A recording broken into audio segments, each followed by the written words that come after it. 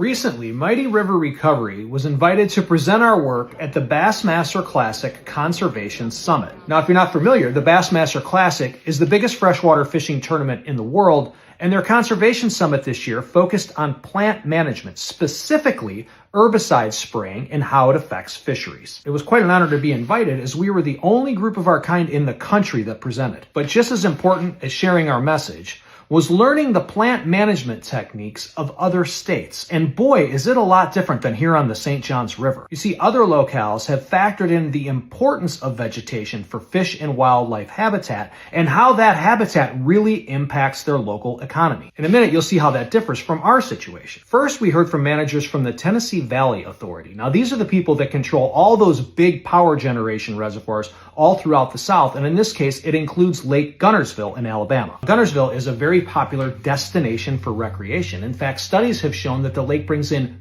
billions of dollars to the local economies. When discussing the management of plants, including invasive plants, the TVA managers mentioned how they specifically leave large beds of vegetation for fish. Don't treat these big beds out here. That's, those have huge impacts on the fishing and the other. They also discussed the formation of stakeholder groups. That's where people from all walks of life get together to help manage the resource. That could be realtors or homeowners, it could be fishermen or hunters, it could be boaters, but they all have a stake in the game. And uniquely at Lake Guntersville, they all get a vote when it comes to whether or not the lake is treated with herbicides.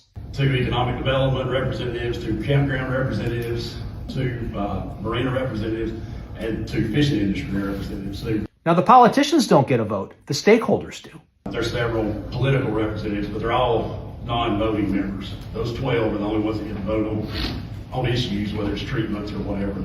After we heard from the TVA, we heard from the folks at the state of Texas. Now, they manage Lake Fork, and if you're a fisherman, you know that Lake Fork is a legendary destination for bass fishing. Just like Guntersville, Lake Fork pumps in hundreds of millions of dollars in tourist economy annually, thanks to healthy fish and wildlife populations. The managers in Texas talked about how they specifically leave plants, including invasive plants, for fish and wildlife habitat. Don't freak out over one species necessarily.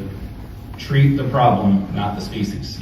Don't try to get rid of it all, because you're maybe hurting the lake as a whole.